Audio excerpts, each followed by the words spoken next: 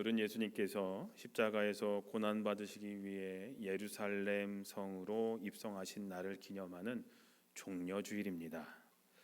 종려주일이라고 부르는 이유는 예루살렘 사람들이 여러분들에게 나눠드린 이 종려나무 가지를 흔들면서 예수님을 환영했기 때문입니다. 마태복음에는 사람들 손에 든 것을 그저 나뭇가지라고 표현했고, 마가복음에는 들에서 꺾은 잎이 많은 생나무가지라고 표현이 되어 있습니다. 누가복음에는 아예 뭘 흔들었는지 그 아예 언급조차 되어 있지 않습니다. 하지만 요한복음에서만큼은 그것을 종려나무가지였다라고 표현하고 있습니다.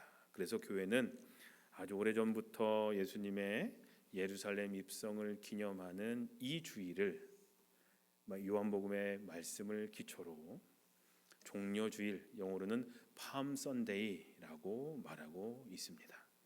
요한복음 12장 12절에서 13절에 보니까 많은 무리가 예수께서 예루살렘에 들어오신다는 말을 듣고 종려나무가지를 꺾고 들고 그분을 맞으러 나가서 호산나, 주님의 이름으로 오시는 이에게 복이 있기를, 이스라엘의 왕에게 복이 있기를 하고 외쳤다라고 기록되어 있습니다. 어떤 한 사람이 종려나무가지를 꺾어 들고 예수님을 향해서 호산나, 주님의 이름으로 오시는 이에게 복이 있기를, 이스라엘의 왕에게 복이 있기를 하고 외치자 사람들은 너나 없이 이 종려나무가지를 흔들면서 예수님을 찬양하며 맞아들였다라는 겁니다.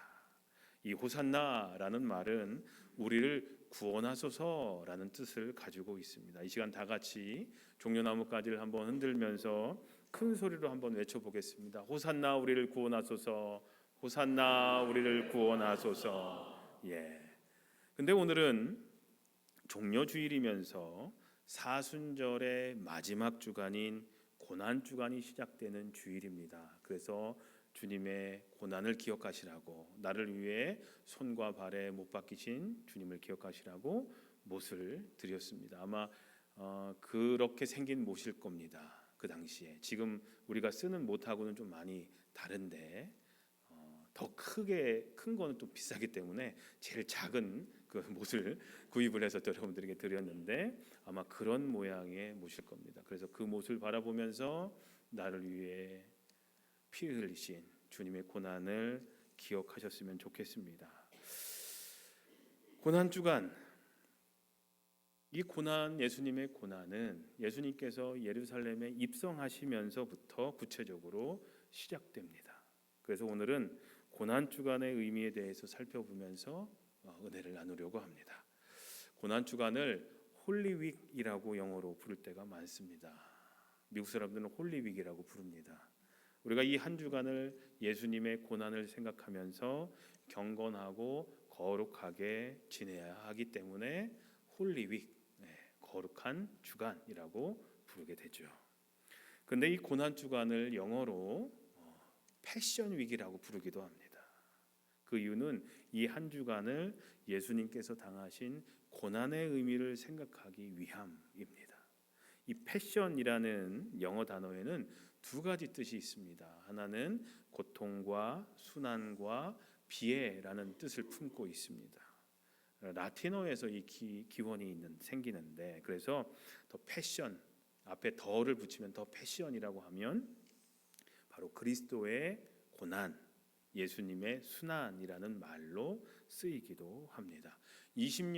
벌써 20년이 됐는데 20년 전에 나온 영화 중에 더 패션 오브 더 크라이스트라는 영화가 있었는데 거기 나오는 패션이 바로 이 패션인데, 그것을 생각하면 어떤 뜻인지 아실 겁니다. 예수님의 고난을 뜻하는 겁니다.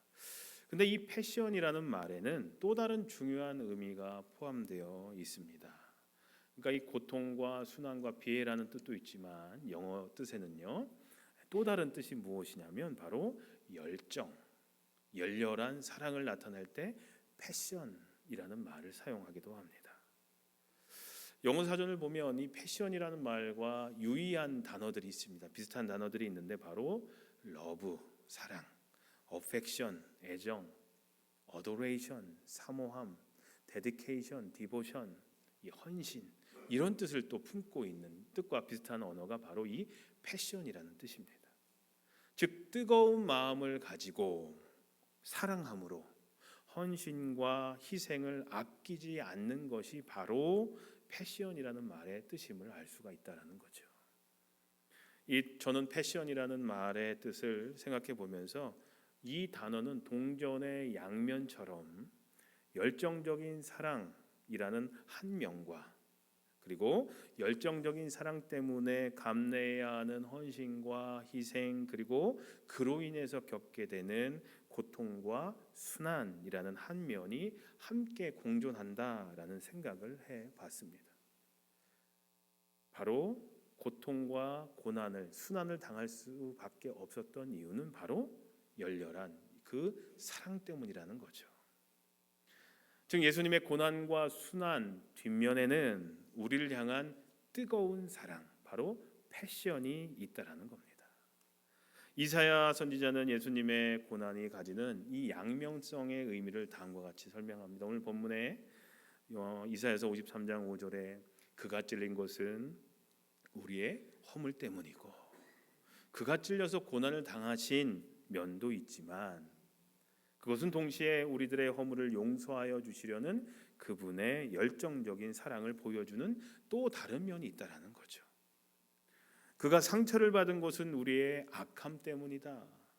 그가 상처를 받으면서 고난을 당하신 면도 있지만 그것은 동시에 우리들의 악함을 용서해 주시려는 우리의 죄를 용서해 주시려는 그분의 열정적인 사랑을 보여주는 또 다른 면도 있다라는 겁니다. 그가 징계를 받음으로써 우리가 평화를 누리고 그가 징계를 예수님이 징계를 받으시며 고난을 당하신 면도 있지만 그것은 동시에 우리로 하여금 평화를 누리게 하시려는 그분의 열정적인 사랑을 보여주는 또 다른 면도 있다라는 겁니다. 그가 매를 맞음으로써 우리의 병이 나았다. 우리들의 모든 병이 고침을 받게 되는 그 이면에는 매를 맞기까지 우리를 사랑하여 주신 그분의 열정이 있기 때문이다라는 겁니다. 이제 고난 주간이 시작됩니다. 고난 주간 하면 쉽게 떠올리는 생각이 있습니다. 그것은 바로 예수님의 고난에 동참해야 한다라는 얘기입니다. 틀린 말은 아니죠. 사순절 기간 중에 사순절에 우리 40일 기간을 거의 끝내고 이제 일주일 6일 남았습니다. 일주일 남았는데 사순절 기간 중에 특별히 이 고난 주간을 보내면서 예수님께서 당하셨던 고난의 의미를 생각하며 동참하는 것은 우리 그리스도인들의 당연한 도리입니다.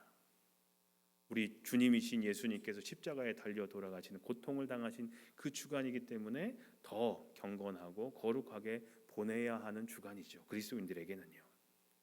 그냥 지난주랑 똑같이 보내시면 안 된다라는 거예요. 예수님을 사랑하고 진정하로 내가 그리스도인이라면 뭔가 달라야 된다라는 거죠. 그래서 교회에서도 여러 가지 것들 새로운 걸 하고 뭘 할 수 있도록 하는 겁니다. 한 끼 금식하고 새벽 기도에 참여하면서 좀 더 경건하게 보내면 고난에 동참하는 것이라고 여러분 생각하십니까? 그것도 하나의 방법이긴 하지만 그거로는 부족합니다. 성금요일에 우리 작년에도 했지만 올해도 하려고 합니다. 나무 십자가를 지고 걸으면서 우리 교회 한 바퀴 돌죠. 그러면서 육체적 고통을 느끼는 것으로도 부족합니다. 그렇다면 어떻게 주님의 고난에 동참할 수 있으시겠습니까? 왜 주님이 그렇게 고난 당하셨는지를 생각하면 우리는 고난에 동참할 수 있는 방법을 찾을 수가 있는데요. 주님이 왜 고난 받으셨습니까?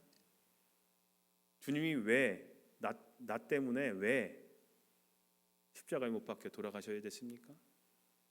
뭐 때문에요? 사랑 때문에. 바로 그 사랑 때문에 고난 당하셨습니다. 우리를 향한 사랑 때문에 그 패션 때문에 주님이 고난 당하셨다라는 겁니다. 그래서 우리는 그 사랑을 기억하고 그 사랑을 전함을 통해서 주님의 고난에 동참할 수 있다라는 거죠. 우린 주님의 고난에 동참한다고 하면서 내 몸에 좀 어렵고 힘들게 하면, 뭐 드라마 보시던 분들 드라마 안 보고 인터넷 안 하고 뭐 그러면 고난에 동참하고, 함께 금식하고 뭐 좀 경건하게 기도하면 보내면 된다라고 생각을 합니다. 물론 그것도 중요한 경건의 도구입니다. 수단입니다. 필요합니다. 안 하시는 분들보다 하시는 분들이 훨씬 더 경건하게 보내실 수 있습니다. 하지만 그것에만 만족해서는 안 된다는 겁니다. 우리는 보통 거기에 머물러 있지만 나를 위해 피 흘리시고 찔리신 예수님의 그 사랑을 기억하고 그 사랑을 전함을 통해서 우리는 고난에 동참할 수가 있다라는 겁니다. 어떻게 전할 수 있을까요? 우리 이웃의 아픔에 공감하면 됩니다. 우리 이웃의 아픔을 내 아픔으로 품으면 됩니다. 무관심이 아니라 사랑으로, 패션을 가지고 긍휼함으로 감싸 안아주려는 우리들의 행함이 바로 주님의 고난을 기억하고 동참하는 방법이 된다라는 겁니다. 여러분들 뭘 하시겠습니까? 어떻게 고난에 동참하시겠습니까? 계획이 있으십니까? 말로만이 아니라 직접 행함으로 보여주는 한 주가 되셨으면 좋겠습니다.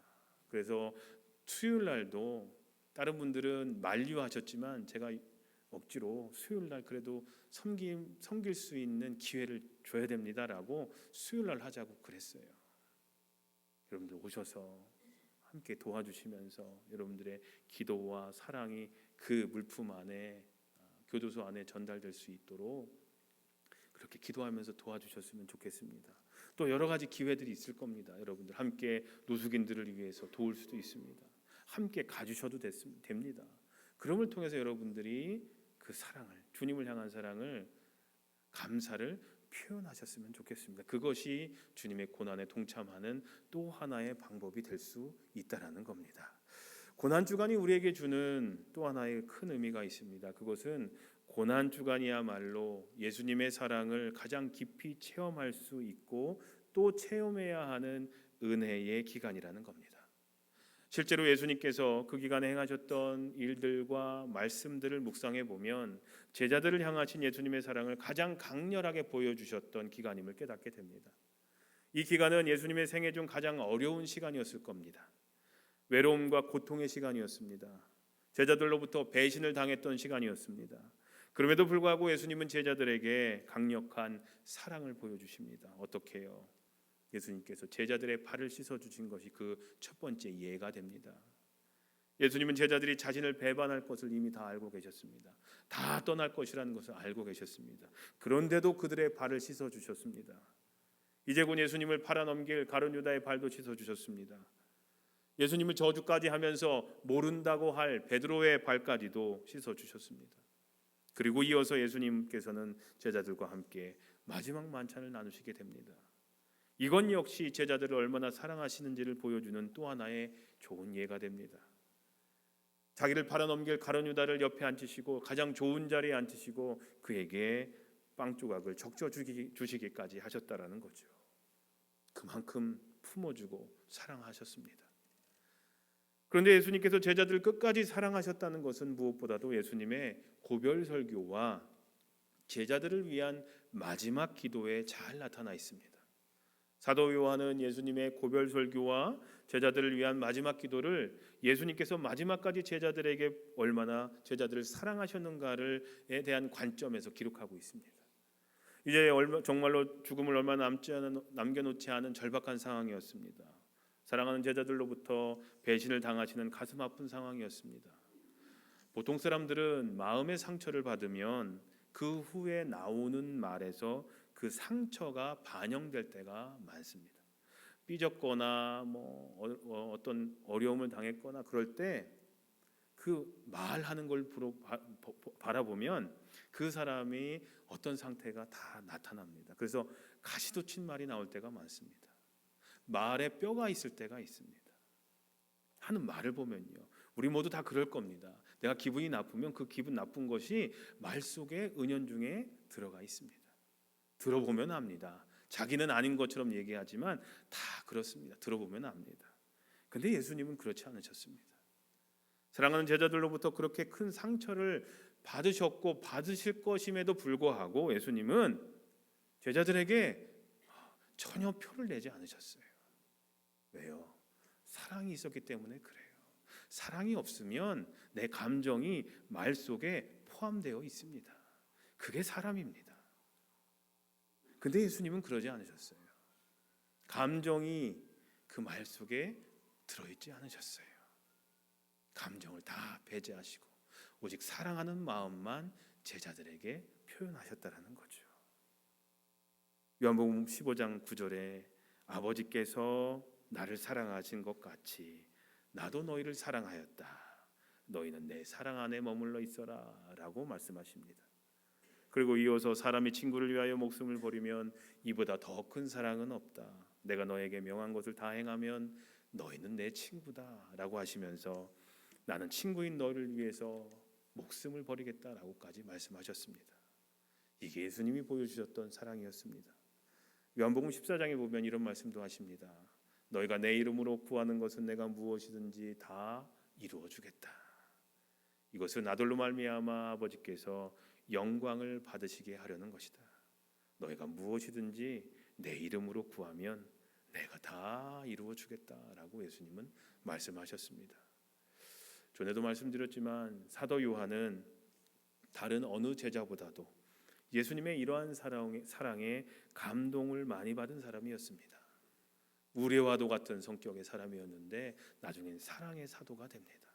그래서 그는 예수님의 마지막 행적을 제자들을 향하신 예수님의 사랑이라는 관점에서 이 복음서를 기록을 합니다. 요한복음서를 기록을 합니다.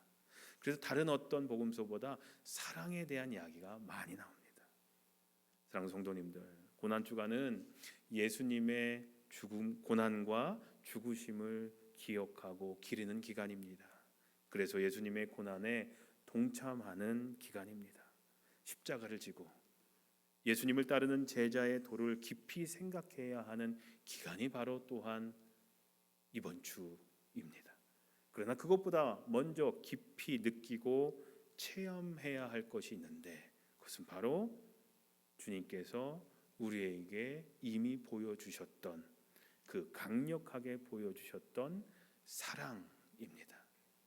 나를 사랑하시기 때문에 우리를 사랑하신 것이 아니라 바로 나를 사랑하셨기 때문에 나를 위해 피 흘리셨고 나를 사랑하셨기 때문에 나를 위해 죽으셨던 나를 향한 그 사랑, 그 십자가 사랑을 깊이 묵상해야 하는 기간이 바로 이 고난주간인 것입니다. 찬송가 후렴 부분 중에 458장인데 이렇게 하죠. 참 기쁜 마음으로 십자가 지고 가라. 내가 기쁘게 십자가 지고 가면 슬픈 마음이 위로받네. 근데 이 앞에 가사를 보면요, 참 기쁜 마음으로, 예전에는 즐거운 마음으로 되어 있었는데 바뀌었죠. 참 기쁜 마음으로 십자가를 지고 갈 수 있는 이유에 대해서 얘기를 하고 있습니다. 1절에 보니까 너희 마음에 슬픔이 가득할 때 주가 위로해 주시리라. 2절에는요, 때를 따라서 주시는 은혜로서 가란 심령의 힘을 얻고. 우리들의 마음에 슬픔이 가득할 때 주님께서 우리들의 마음을 위로해 주시는 은혜를 경험했기 때문에 참 기쁜 마음으로 십자가를 지고 갈 수 있다라는 고백입니다. 우리들의 심령이 메말라졌을 때 주님께서 때를 따라 은혜를 주심으로 새 힘을 얻는 귀한 은혜를 내가 체험했기 때문에 참 기쁜 마음으로 십자가를 지고 갈 수 있다라는 고백인 것입니다. 무조건 십자가 지고 가라라는 것이 아닙니다. 주님의 귀한 은혜와 사랑을 깊이 체험하게 되면 자연히 기쁜 마음으로 즐거운 마음으로 십자가를 지고 갈 수 있게 된다라는 겁니다. 바로 사명의 십자가를 기쁜 마음으로, 즐거운 마음으로 지고 갈 수 있게 된다라는 겁니다. 주님께서 걸어가셨던 그 십자가의 길을 우리 역시 우리의 사명의 십자가를 지고 따라갈 수 있다라는 겁니다. 그 사랑과 은혜를 기억한다면 우리는 갈 수가 있습니다. 사랑하는 성도님들, 고난 주간을 지내면서 예수님께서 이 기간에 제자들에게 강력하게 보여주셨던 이 사랑과 은혜를 또한 우리가 체험하고 우리 이웃들에게도 전하는 그런 의미 있는 고난 주간이 되시기를 주님의 이름으로 간절히 소망합니다. 그래서 참 기쁜 마음으로 예수님의 고난에 동참하시는 모든 베다니 성도님들이 되시기를 우리를 사랑하시되 끝까지 사랑해 주시는 예수님의 이름으로 간절히 축원합니다. 오늘 말씀을 기억하면서 우리 잠시 소리내어서 함께 기도하도록 하겠습니다. 주님, 참 기쁜 마음으로 주님의 고난에 동참하며 참 기쁜 마음으로 십자가를 질 수 있도록 인도해 주시옵소서. 특별히 고난 주간을 보내면서 주님의 그 사랑을 기억하고 그리고 그 사랑을 전하는 그런 복된 고난 주간 보내게 해 주십시오라고 이 시간 함께 우리 소리내어서 기도하도록 하겠습니다. 기도하겠습니다. 하나님, 감사합니다. 나를 위해 피 흘리신 주님의 그 고난과 그 아픔을 기억하는 고난 주간을 맞이합니다.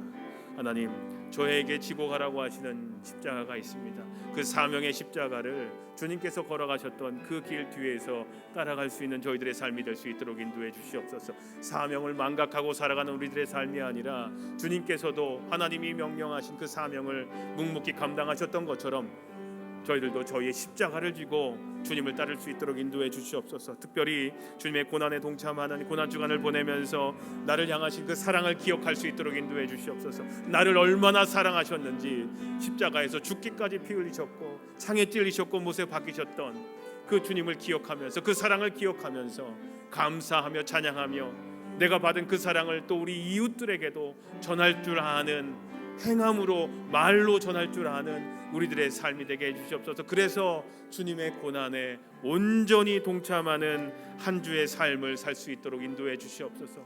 그래서 참 기쁜 마음으로 부활절을 맞이할 수 있는 우리 모두가 되게 해 주시옵소서. 주님의 고난에 진심으로 동참케 해 주시옵소서. 하나님, 사순절의 마지막 한 주인 고난 주간을 이제 저희들 보내게 됩니다. 예수님의 그 고난과 우리를 향한 한없으셨던 그 사랑을 기억할 수 있는 거룩한 한 주가 되게 해 주시옵소서. 고난을 통해 사랑을 표현해 주셨듯이 주님께서 십자가에 달려 순환당하시고 고난당하심을 통해서 저희를 향한 사랑을 나타내 보여주셨듯이 저희 또한 세상을 향한 내어놓음과 희생을 통해 주님의 그 사랑을 조금이라도 실천하며 조금이라도 그 고난에 동참하는 삶을 살게 해 주시옵소서. 예수님의 이름으로 기도합니다. 아멘. 이제 우리는 성찬식을 하게 됩니다. 우리가 성찬을 나누는 이유는 십자가에서 보여주셨던